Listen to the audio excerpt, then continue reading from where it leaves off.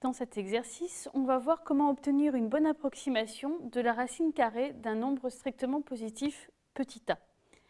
Ici, petit a sera fixé, u0 sera aussi fixé strictement positif, et on va étudier la suite définie par un plus 1 égale 1 demi de un plus a sur un. Commençons déjà par remarquer que si u0 est strictement positif, u1 égale 1 demi de u0 plus a sur u0 sera aussi strictement positif. Et on montre facilement par récurrence que tous les un sont strictement positifs, en particulier non nuls, donc l'expression a sur un a bien un sens. Dans la première question, il s'agit de calculer un plus 1 au carré moins a. Remplaçons donc un plus 1 par son expression. Un plus 1 égale 1 demi de un plus a sur un. On élève au carré.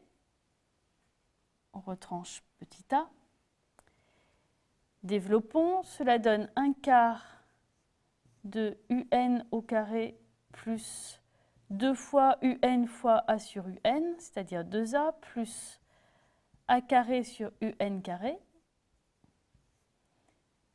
moins a.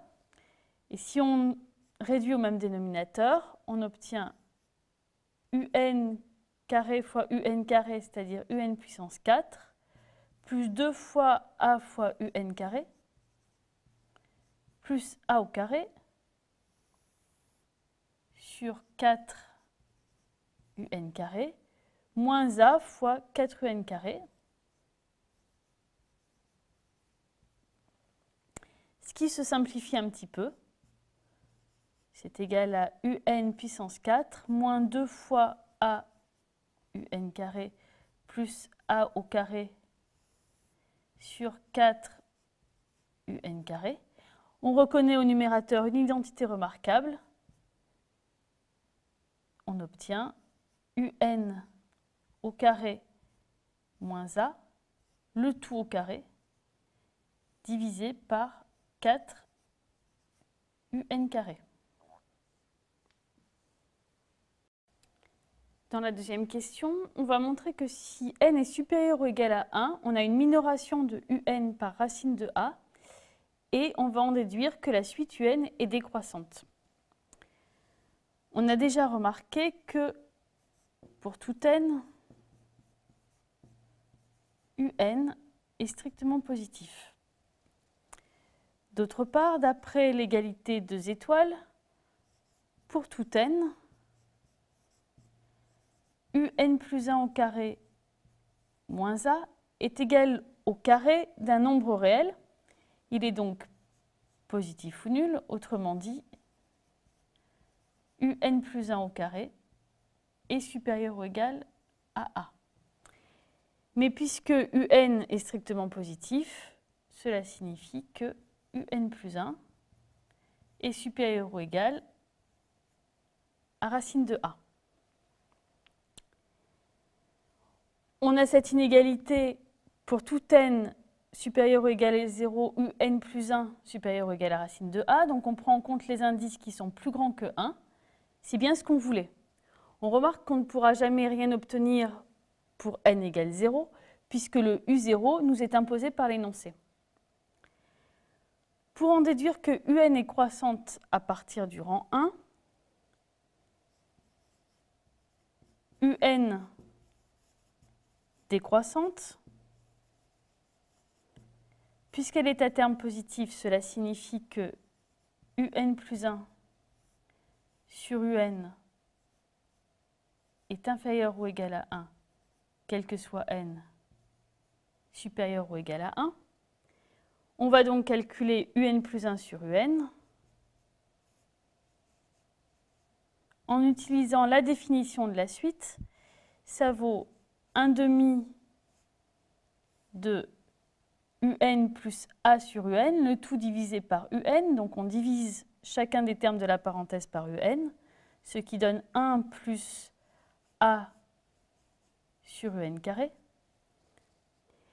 Mais puisqu'on a montré que un est supérieur ou égal à racine de a, cela signifie que a sur un carré est inférieur ou égal à 1. Donc, toute la parenthèse est inférieure ou égale à 1 plus 1. Autrement dit, un plus 1 sur un est inférieur ou égal à 1, ce qui montre bien que la suite un est décroissante.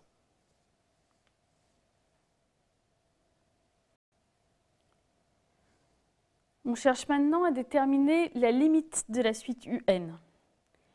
Pour cela, on va commencer par montrer que cette suite est convergente.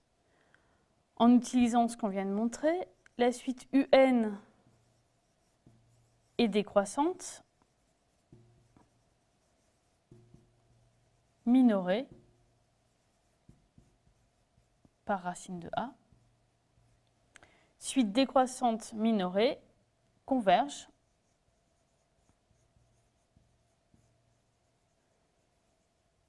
et il ne reste plus qu'à déterminer sa limite. Pour cela, notons L, la limite de un. On peut déjà remarquer que puisque tous les un sont minorés par racine de a, la limite sera elle-même plus grande que racine de a. En particulier, elle sera strictement positive. Maintenant, si on utilise la définition de la suite un plus 1 est égal à 1 demi de un plus a sur un. Un plus 1, c'est simplement la suite un avec un décalage d'indice. Donc un plus 1 tend vers L quand n tend vers plus l'infini. De l'autre côté, un tend vers L. Puisque L est non nul, 1 sur un tend vers 1 sur L et a sur un tend vers a sur L. On obtient donc, dans le terme de droite de l'égalité, une suite qui tend vers 1 demi de L plus a sur L.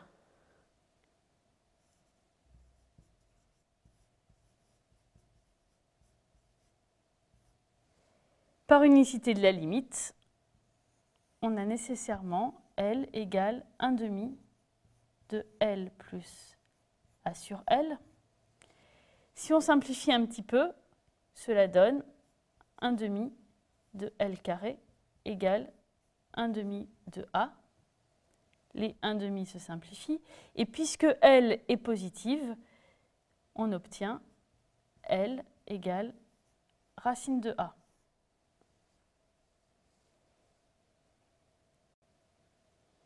On sait maintenant que la suite un converge vers racine de a, mais on ne sait pas encore à quelle vitesse. Et pour déterminer la vitesse de convergence, il va falloir estimer l'erreur entre le énième terme de la suite et la limite de la suite, c'est-à-dire estimer un moins racine de a. Et pour cela, on va commencer par majorer un plus 1 moins racine de a en fonction de un moins racine de a. Pour cela, on va utiliser l'égalité 2 étoiles et remarquer que un plus 1 au carré moins a, en utilisant une égalité remarquable de la forme 1 carré moins un autre carré, c'est égal à un plus 1 moins racine de a fois un plus 1 plus racine de a.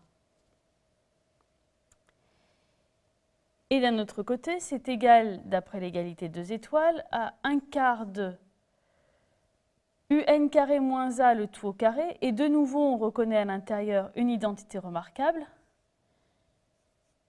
Un carré moins a, c'est égal à un moins racine de a fois un plus racine de a. On élève donc le tout au carré, on divise par un carré. Et maintenant, si on réorganise l'égalité qu'on vient d'obtenir, on obtient un plus 1 moins racine de a, qui est égal à, on va isoler le terme un moins racine de a qui nous intéresse, donc c'est égal à 1 quart de un moins racine de a au carré. Et regardons ce qui reste comme terme. Il reste le un plus 1 plus racine de a qu'on a passé de l'autre côté. Donc 1 sur un plus 1 plus racine de a. Et il reste le terme un plus racine de a, le tout au carré, sur un au carré. Regardons plus attentivement ce terme. Puisque un plus 1 est supérieur ou égal à racine de a, 1 sur un plus 1 plus racine de a est inférieur ou égal à 1 sur 2 racine de a. Et cette parenthèse-là s'écrit un plus racine de a, le tout divisé par un au carré, c'est-à-dire 1 plus racine de a sur un, le tout au carré, puisque un est supérieur ou égal à racine de a, ce qui est dans la parenthèse est inférieur ou égal à 1 plus 1, c'est-à-dire 2, et donc 1 plus racine de a sur un au carré est plus petit que 2 au carré, c'est-à-dire 4. Finalement, quand on remplace dans la ligne précédente, on obtient que un plus 1 moins racine de a est inférieur ou égal à 1 quart fois 4, qui va donc se simplifier, fois un moins racine de a au carré. Et ici, il reste simplement 1 sur 2 racines de a.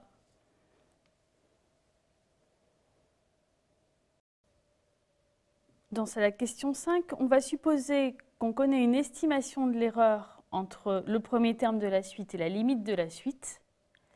Et on va en déduire une estimation de l'erreur entre le énième terme de la suite et la limite. Pour cela, on va raisonner par récurrence. Première étape de la récurrence, c'est l'initialisation. Puisqu'on veut montrer une propriété pour tout n supérieur ou égal à 1, on va commencer par vérifier qu'elle est vraie pour n égale 1. Or, pour n égale 1, il s'agit donc de majorer u1 moins racine de a. Par hypothèse, u1 moins racine de a est inférieur ou égal à k. Or, ici, dans le terme de droite de l'inégalité, si on remplace n par 1, on obtient 2 racines de a fois k sur 2 racines de a élevé à la puissance 2 puissance 0. Et comme 2 puissance 0 vaut 1, on obtient donc 2 racines de a fois k sur 2 racines de a. Donc la propriété est vraie au rang n égale 1. Deuxième étape, l'hérédité. On fixe n supérieur ou égal à 1. On suppose la propriété vraie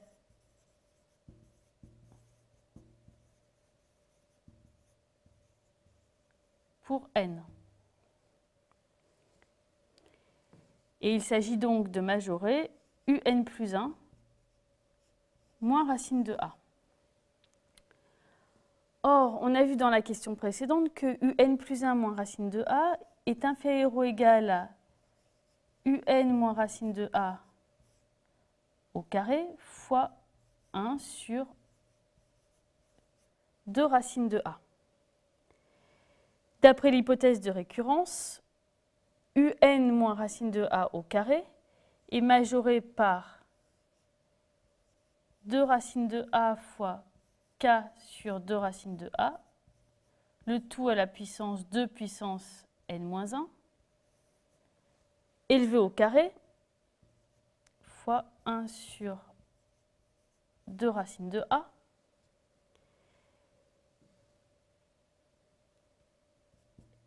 deux racines de a élevé au carré divisé par 2 racines de a, il ne reste plus que 2 racines de a. Et k sur 2 racines de a élevé à la puissance 2 puissance n-1 élevé au carré, c'est exactement k sur 2 racines de a élevé à la puissance 2 puissance n. Conclusion.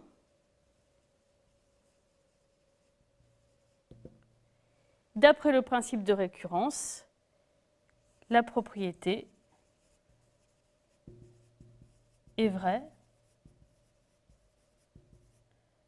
pour tout n supérieur ou égal à 1. L'exercice qu'on vient de faire permet par exemple de faire un calcul approché de la racine carrée de 10. Pour cela, avec les notations de l'exercice, on prend a égale 10. Par exemple, comme premier terme de la suite, le terme u0 égale à 3. On définit la suite un plus 1 égale 1 demi de un plus a sur un. On vient de montrer que la suite un converge vers racine de 10.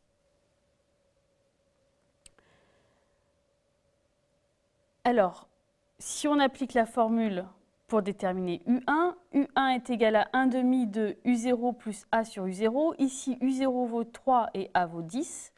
Et on trouve comme valeur 3,16666, une infinité de fois. On en déduit que 3 est strictement plus petit que racine de 10. Ça, c'est simplement parce que 3 au carré égale 9 est strictement plus petit que racine de 10 au carré. On sait, d'après l'exercice, que racine de 10 est inférieure ou égale à u1. En fait, inférieure ou égale à tous les un dès l'instant que n est plus grand que 1. Et donc, u1 moins racine de 10 est inférieur ou égal à u1 moins 3, c'est-à-dire 0,166, etc., une infinité de fois. Autrement dit, on sait majorer l'erreur entre le premier terme de la suite et la limite. Dans l'exercice, on avait noté petit k, un majorant de u1 moins racine de 10. On va donc prendre petit k égale 0,17 et chercher à estimer l'erreur. On nous demande dans l'exercice de trouver une valeur approchée de racine de 10 à 10 moins 8 près.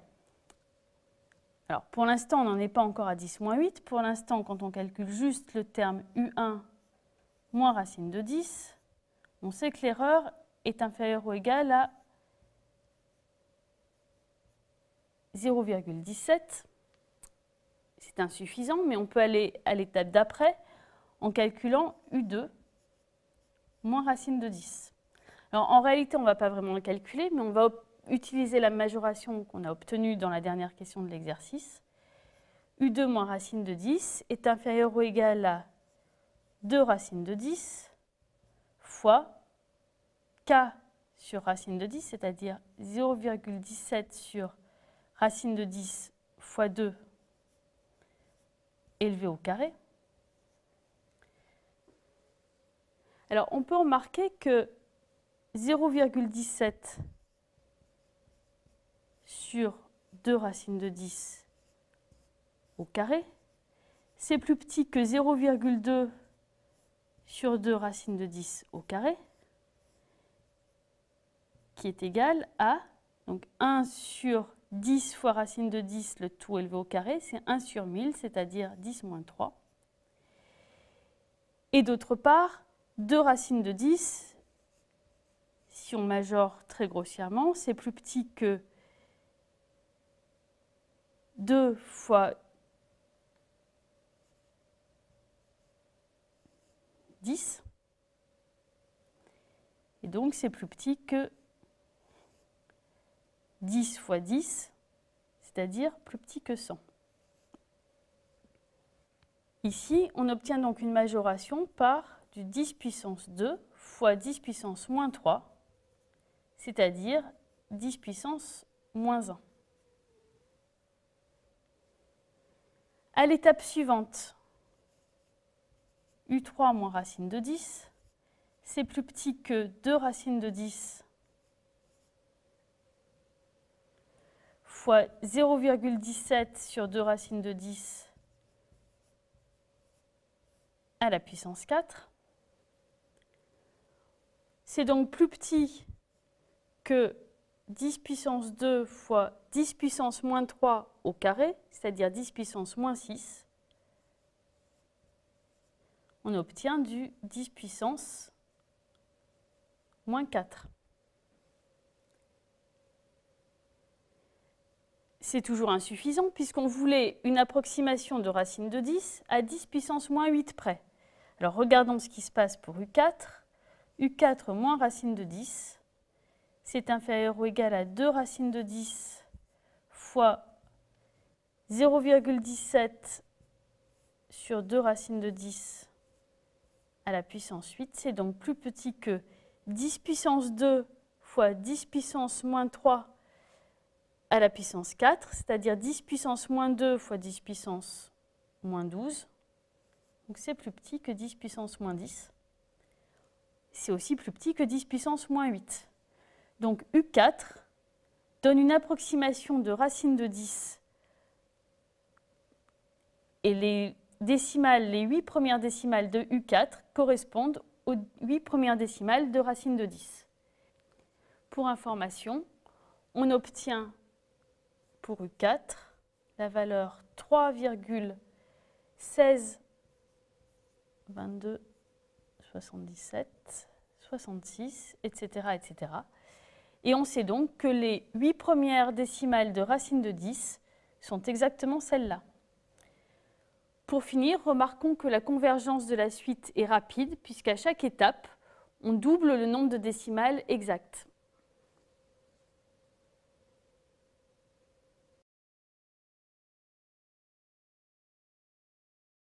Ce qu'on vient d'appliquer pour obtenir une estimation de la racine carrée d'un nombre réel strictement positif, par exemple racine de 10, s'appelle la méthode de Newton.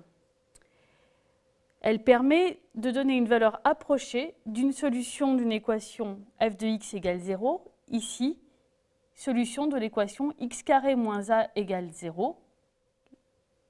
La solution positive est racine de a, et c'est ce qu'on cherche à approcher en construisant la suite UN qu'on a vue dans l'exercice.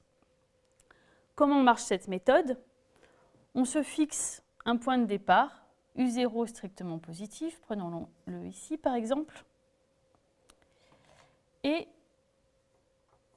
il s'agit d'en déduire U1, puis U2, puis U3, et on a vu que par exemple, pour A égale racine de 10, U4 donnait déjà une très bonne estimation de racine de 10.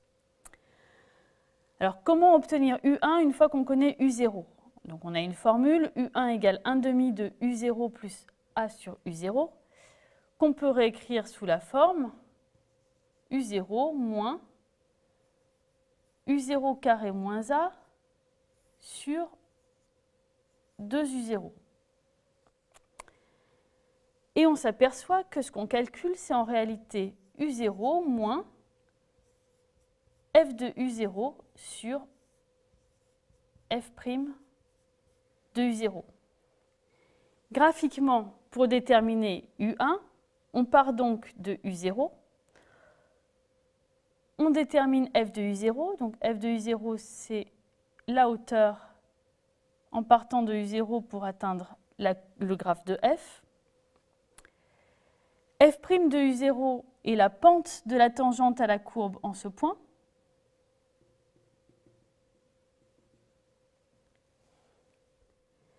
Or, la pente, c'est exactement la hauteur divisée par la base. Donc, autrement dit, f de U0 sur f' de U0, c'est exactement cette longueur. Et U0 moins cette quantité donne U1. On peut donc placer le point U1. On recommence pour obtenir U2. De la même façon, U2, c'était défini par 1 demi de U1 plus A sur U1, qu'on peut de nouveau écrire sous la forme U1 moins f de U1 sur f' de U1. On recommence donc la même méthode. On part de U1, on obtient f de U1. F' de U1 est la pente de la tangente à la courbe en ce point. F de U1 sur F' de U1, c'est donc cette longueur-là. Et U2, le point d'intersection entre la tangente et l'axe des X. Évidemment, on peut recommencer pour U3. On va obtenir un point qui se situe par ici.